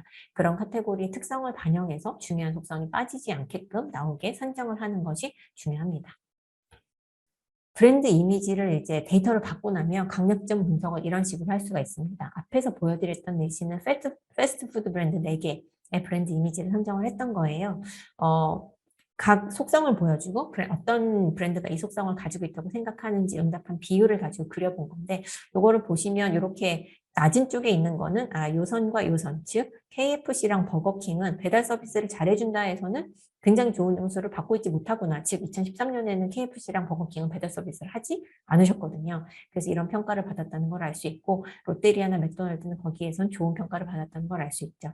그래서 각각의 속성별로 브랜드가 어디에서는 경쟁 브랜드 대비 강점이 있는지 아닌지를 볼 수 있는 한 가지 시각화 방법이라고 할 수 있습니다. 근데 브랜드 개수가 조금만 많아지면 사실 이 차트를 읽기가 굉장히 어려워집니다. 그래서 저는 이렇게 좀 더 많이 표현을 해요. 제가 평가를 받은 4개 브랜드의 평균의 속성을 이렇게 나열을 하고요. 각 브랜드의 평가 수치에서 이 평균을 빼서 갭만 표시를 합니다. 그러면 조금 더 명확하게 보이죠. KFC 같은 경우는 거의 대부분의 속성에서 전부 다 마이너스를 기록을 합니다. 거의 대부분의 속성에서 경쟁 브랜드 대비 우위를 가지고 있는 속성이 없다라고 볼 수가 있는데 버거킹의 경우는 음식의 질이 좋다와 맛이 좋다에서는 이렇게 더 좋은 강점을 보이고 있고 신메뉴를 선보이거나 메뉴 선택의 폭이 넓다, 광고가 흡입력이 있다, 배달 서비스 잘해준다 해서는 지금 강점을 보이지 못하고 있는 더 열의를 보이고 있는 그런 현상을 보이고 있죠. 이런 식으로 이제 보면 사실 각 브랜드별로 어디에 강점이 있고 어디에 지금 개선을 해야 되는 영역이 있는지가 조금 더 잘 보이는 그런 시각화 방식이기 때문에 이렇게도 표현을 하고 있습니다. 또 다른 형식으로는 똑같은 데이터를 가지고 이렇게 그려볼 수가 있어요. 포지셔닝 맵이라고 하는데요. 사실 브랜드와 속성이라고 하는 건 굉장히 다차원의 데이터입니다. 다차원의 데이터이기 때문에 사실 이야기가 좀 어렵거든요. 그래서 얘를 강제로 2차원으로 한번 좀 압축을 해본 거예요. XY 축에다가 한번 얘네들을 한번 넣어보자. 분석의 방법까지를 여러분이 다 아셔야 될 필요는 전혀 없지만 이렇게 했을 때 어떤 해석을 할 수 있는지는 알아두시면 유용할 것 같아서 오늘 가지고 왔습니다. 브랜드 포지셔닝 맵이라고 하는데요. 속성과 브랜드를 같이 XY축에다가 넣으면 사실 이 브랜드와 거리가 가까운 속성들은 이 브랜드가 상대적으로 다른 브랜드 대비해서 강점을 가지고 있는 속성이라고 해석할 수 있습니다. 그래서 앞서서 사실 버거킹의 음식의 질이 좋다, 맛이 좋다 해서는 절대적으로도 브랜드 대비해서 강점을 가지고 있는 걸로 나왔었잖아요. 포지셔닝 맵에서도 그런 모습으로 볼 수가 있습니다. 반면에 롯데리아 같은 경우는 메뉴 선택폭이 넓고 매장 직원이 친절하고 잘 도와주고 가격 대비 가치가 좋은 음식을 제공한다와 조금 더 거리가 가까운 모습을 보이고 맥도날드는 신메뉴를 자주 내고 광고가 흡입력 있다. 그래서 강점을 보이는 모습을 보여주죠. 시장 안에 여러 브랜드가 있을 때 우리 브랜드가 경쟁 브랜드랑 얼마나 좀 차별화된 영역을 가지고 있는지 혹은 경쟁 브랜드랑 유사한 영역에서 지금 경쟁을 하고 있는지 혹은 이렇게 지금 배달 서비스를 잘해준다 같은 경우는 어떤 브랜드가 아주 명확하게 점유하고 있지는 않은 그런 상태를 좀 보여주거든요. 어디에 조금 더 기회가 있을지를 조금 더 시각적으로 파악하는 그런 자료로 쓸 수 있다라고 생각하시면 됩니다. 브랜드 속성을 가지고 속성 평가를 가지고 할 수 있는 또 하나의 중요한 그 분석이 있어요. 브랜드 속성의 중요도 분석인데 이건 어떤 의미냐면 사실 브랜드의 예를 들어서 음식의 맛을 좋게 하는 데 제가 투자할 수도 있고 매장의 환경을 좋게 하는 데 투자할 수도 있습니다. 같은 돈을 투자를 한다고 하면 어디에 투자를 해야 전반적인 브랜드 인식, 전반적인 브랜드 충성도가 더 좋아지는데 효과가 있을까가 우리가 항상 고민하는 부분이죠. 그래서 이 각각의 속성 평가가 충성도에 기여하는 그 정도를 수치화한 분석을 하는데요. 이 중요도를 계산하는 방법은 통계적으로는 굉장히 여러 가지 방법이 있습니다. 근데 이번 같은 경우에는 이 영일 형태의 데이터이기 때문에 자카드 인덱스라고 하는 분석 방법을 사용을 했고, 이 분석 방법이 어떻게 분석이 되는지 사실 저도 잘 모릅니다. 하지만 영일 데이터일 때 브랜드 속성 중요도를 분석하는 굉장히 유용한 방법이라는 거를 알려드리고 싶어서 가지고 왔고요. 이렇게 봤을 때 패스트푸드 카테고리에서는 브랜드 충성도를 올리는데 기여하는 그 정도가 높은 상위 3개의 속성은 제공하는 음식의 맛, 가격 대비 가치가 좋은 음식, 그리고 메뉴 선택의 폭, 이 3가지라고 할 수 있습니다.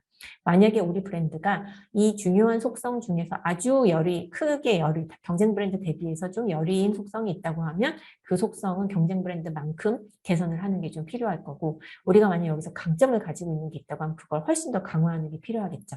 이런 의사결정을 하기 위해서 속성 중요도라는 걸 활용할 수가 있습니다. 제가 좀 전에 말씀드렸던 거를 사실 2차원에다 이렇게 넣을 수 있어요. 한 축에는 중요도를 넣고 다른 한 축에는 우리 브랜드의 경쟁사 평균 대비해서 평가의 갭을 이렇게 넣으면은 사실 제가 좀 전에 구두로 말씀드렸던 거를 볼 수 있는데, 중요하고 우리가 잘하고 있는 거 유지 강화해야겠네. 중요한데 우리가 잘 못하고 있는 거 우선 개선을 해야겠다. 그리고 잘 못하고 있지만 중요하지 않다. 그럼 여기는 사실 과감하게 투자하지 않으면 될 거고요. 아직 소비자가 중요하게 생각하진 않지만 우리가 되게 잘하는 부분이라고 하면 중요하게 만들자. 사실은 이커머스에서 쿠팡은 배송이 그렇게까지 중요하다고, 당일 배송 혹은 이길 배송이 그렇게까지 중요하다고 소비자들이 생각하지 않고 있을 때 그걸 중요하게 만들면서 본인의 강점을 굉장히 극대화하는 그런 방식의 전략을 쓰셨죠. 이런 분석을 하실 수가 있습니다. 아까 그 예시를, 어떤 브랜드인지 제가 지금 가려놨어요. 브랜드 예시를 여기다 좀 넣어보면, 중요한데 잘하고 있는 건 제공하는 음식의 맛이 좋다입니다. 그럼 이 브랜드는 음식의 맛과 관련해서는 더 유지 강화할 수 있는 전략들을 써야 되겠죠. 신메뉴를 낼 때도 음식의 맛에 대해서 굉장히 높은 기준을 적용을 해서 이 메뉴를 런치할지 말지에 대한 의사결정을 한다던가 하는 것들이 사실 이거를 이제 강화할 수 있는 의사결정의 형태라고 할 수 있겠습니다. 반대로 중요한데 우리가 잘하고 있지 못한 부분, 가격 대비 가치, 메뉴 선택의 폭, 매장 환경이 쾌적하다는 빨리 개선을 하는 게 필요하다라고 생각할 수 있겠죠. 그리고 이 아랫부분에서는 제공하는 음식의 질이 좋다. 사실 맛이 좋다와 질이 좋다는 비슷해 보이지만 굉장히 다른 속성입니다. 특히나 재료의 품질, 얼마나 건강한 재료를 쓰느냐, 이런 것들이 음식의 질이 좋다에 포함이 되는데요. 이 부분에서는 우리가 더 차별화를 하면서 이 속성 자체를 중요하게 만드는, 패스트푸드보다 건강하게 드세요, 더 좋은 재료로 만든 음식을 제공합니다, 같은 커뮤니케이션을 하는 거를 고려해 볼 수가 있겠습니다. 네이밍과 로고 테스트는 좀 심플하기 때문에 좀 빠르게 설명드릴게요. 후보안이 있을 거예요. 여러분이 고민하시는 네이밍 혹은 로고에 후보안이 있다고 하면 그 후보안에 대해서 이렇게 절대평가를 할 수 있습니다. 후보안을 제시하고 얼마나 호감이 가는지를 전혀 호감이 가지 않으면서 매우 호감이 가, 이렇게 평가할 수도 있고, 후보안 3가지를 제시했다고 하면 3가지 중에서 가장 호감이 가는 것은 무엇이냐라고 해서 고를 수 있겠죠. 후보안이 여러 개 있다는 것 자체가 아주 많은 경우에 이 3가지 중에서 혹은 5가지 중에서 뭐가 좋을까, 이런 상대적인 선택을 하고 싶은 상황인 경우가 많다라는 걸 의미하거든요. 그래서 사실 이제 이 방식을 테스트를 하는 거를 같이 제안을 드리고 있습니다. 근데 만약에 네이밍과 로고에 대해서 여러분들이 정말 이 데이터를 이번에 현실에서 소비자가 의사결정을 하는 것과 비슷한 상황에서 데이터를 수집을 하고 싶고, 앞으로 우리가 네이밍이나 로고에 대한 의사결정을 할 때도 이 데이터를 레퍼런스로 참고를 하고 싶다라고 하시면, 여러 후보안을 동시에 제시하고 그중에 가장 마음에 드는 걸 고르도록 하는 방식보다는 이렇게 한 번에 하나의 후보안을 제시하고 절대평가를 받는 방식을 추천합니다. 왜 그러냐면요, 이 브랜드가 런칭이 됐을 때 현실에서 소비자는 하나의 브랜드 이름, 하나의 로고만을 보고 선택을 할 거거든요. 그 현실과 가장 가까운 방식으로 테스트를 해야 가장 현실을 예측할 수 있는, 거기에 가까운 데이터를 얻을 수 있기 때문에 그렇습니다. 그래서 3개의 후보안이 있다고 하면 예를 들어 400명씩 응답자 그룹을, 구성이 같은 응답자 그룹 3개를 만들고요. 각각에게 그 후보안에 대한 전반적 호감도와 속성별 평가, 그리고 브랜드와 어울리는 정도, 이런 데이터들을 수집을 한 후에 다 끝나고 난 뒤에 이 3개의 후보안에 대한 평가 결과를 비교하는 방식입니다. 이때 응답자 그룹의 구성을 동일하게 컨트롤하는 것이 중요하고요. 이 응답자 그룹의 규모는 그룹별로 표본수는 최소 200명 이상으로 진행하는 것을 권장합니다. 많이 하시는 방법은 사실 이렇게 하세요. 후보안 3개를 순서대로 제시를 하면서 P에 대해서 먼저 평가받고 Q에 대해서 평가받고 R에 대해서 평가받은 다음에 3개를 다 제시하고 상대평가를 하는 경우를 많이 진행을 하시는데, 이 방식은 3개의 후보안의 차이를 조금 더 응답자가 좀 예민하게 고민을 해가지고 응답을 하도록 하기에는 좋은 방식이에요. 그래서 복수 개의 후보안 중에서 뭘 선택해야 될지가 고민이 되시는 상황이라고 하면 사용하실 수 있습니다. 근데 문제는 이 데이터를 가지고 이후에 우리가 그때 이 브랜드 결정할 때 이 정도 점수였어. 그리고 그랬을 때 이 브랜드가 나갔을 때 얼마나 판매가 됐어. 이런 논 데이터로 활용하고자 하시는 경우가 있거든요. 이 경우에는 이 데이터를 전체로는 쓰실 수가 없습니다. 뭐만 쓸 수 있냐면 아까 제가 말씀드린 것과 똑같은 이유로 소비자는 시장에 나갔을 때는 하나의 브랜드만 보고 결정하기 때문에 첫 번째 제시됐던 브랜드에 대한 평가 결과만 쓰실 수가 있어요. 즉 전체 표본수의 3분의 1만 활용이 가능합니다. 아주 많은 경우에 앞에 방식의 경우에는 뭔가 이렇게 후보안별로 표본을 나눠야 되기 때문에 표본수가 좀 많아야 될 것 같고 비용이 늘어날 것 같아서 비용 예산 문제 때문에 사실 이 방식을 선택하시는 경우가 있는데, 사실 놈데이터로 활용하는 게 중요한 경우라고 하면 사실 전체 표본수의 3분의 1만 활용은 가능해서 예산에 있어서 어떻게 보면 좀 이점을 가지기가 어려운 방법이라는 거를 알아두시면 좋을 것 같습니다. 어떤 예능이 더 성공할 가능성이 있을지 결과를 해석하는 데 있어서 좀 보여드리려고 하는데요. 5점 척도로 평가를 받으면 보통 평균을 보십니다. 근데 이 두 가지 예시는 사실 평균이 똑같아요. 평균이 똑같은데 뭐가 다르냐면 P안은 호감이라고 하는 4점의 응답이 몰려있고 매우 호감은 낮고요. Q안은 호감과 매우 호감에서 매우 호감의 30%의 응답이 지금 들어와 있습니다. 이렇게 보면 평균은 똑같고 사실 탑2 기준으로 봤을 때는 P가 더 좋습니다. 4점, 5점 응답을 합했을 때는. 하지만 사실 여기서는 매우 호감이라고 응답한 사람들의 어떤 적극성이 훨씬 더 크기 때문에 둘 중에 저희가 선택을 하라고 하면 후보와 Q가 더 좋은 결과를 가져올 가능성이 높다라고 저희는 해석합니다. 그래서 이런 척도형 문항 결과를 해석할 때는 먼저 탑1, 즉 5점을 준 사람들의 비율을 한번 비교하시고 그 다음에 5점, 4점 비교하고 평균 순으로 해석하는 것을 권장합니다.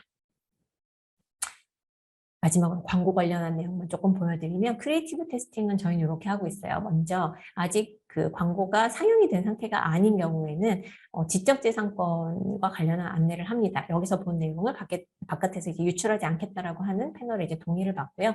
여기서 동의를 하신 분들한테 광고를 시청을 하도록 하고, 이 시청 시간이 전부 다 채워져야, 즉 광고를 다 끝까지 시청을 해야만 다음 문항으로 넘어갈 수 있도록 하는 그런 인증을 걸어놓습니다. 그럼 광고를 시청하고 나면 그 광고에서 소개한 제품 브랜드에 대해서 얼마나 관심이 가는지, 그리고 어느 브랜드를 광고라고 생각하는지, 이 두 가지를 핵심 지표로 측정을 하고 있습니다. 어느 브랜드 광고라고 생각하는지가 중요한 이유는 갈수록 사실 소비자가 접하는 콘텐츠가 너무 많아지기 때문에 소비자도 헷갈리거든요. 배우는 생각이 나는데 어느 브랜드인지 생각이 안 나거나, 혹은 카피는 생각이 나는데 어느 브랜드인지 모르거나, 그런 경우는 사실 이 광고는 원하는 목적을 달성했다고 할 수 없기 때문에 어느 브랜드 광고인지가 정인지 되는지까지를 확인하는 것이 중요합니다.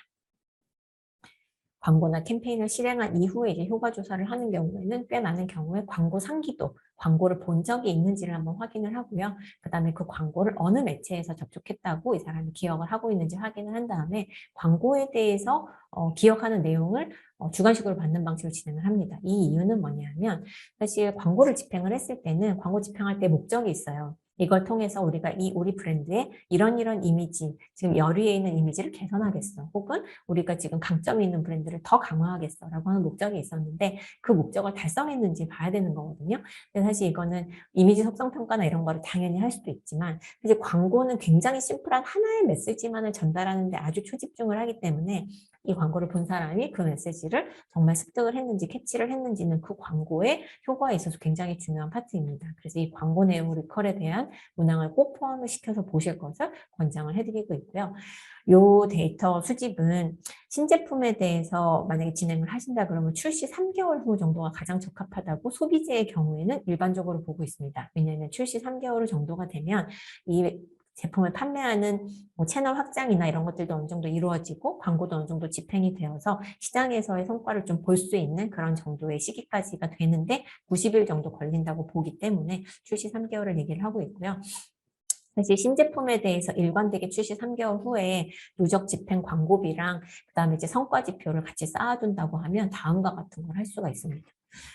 이게 1975년에 미국에서 나온 논문이고 이 논문을 쓰신 분을 보면 레오 버넷이세요. 굉장히 유명한 광고 대행사 이름이죠. 예, 그 광고 대행사 창립하신 분이신데 1975년에 이미 소비재 브랜드에 대해서 모든 신제품 출시 3개월 후에 누적 GRP와 그 누적 GRP를 달성했을 때 보조 인지도의 관계를 데이터로 한번 쌓아서 봤더니 GRP에 따라서 인지도가 어떤 구간까지는 좀 높게 올라가다 그 다음에 이렇게 좀 더 이렇게 낮아지는 그런 경향을 보이더라고요. 이 데이터를 통해서 사실 TV GRP가 0일 때도 10에서 20% 수준의 보조 인지도가 관찰되는데 이게 어떤 의미인지 사실 광고가 아니어도 매장에 진열돼서 인지도가 확보되거나 이미 잘 알려진 브랜드에서 출시한 어떤 라인 익스텐션, 브랜드 익스텐션인 경우에는 알고 있었다라고 인식을 해서 어웨어니스 효과가 있다 이런 내용들도 보셨고 그다음에 가장 중요하게는 사실 크리티컬하게 우리가 원하는 70% 소비재에서는 70% 인지도를 많이 얘기하는데 70% 인지도를 달성을 하려면 GRP가 어느 정도 돼야 되는지 그래서 거꾸로 광고 예산 얼마나 집행해야 되는지를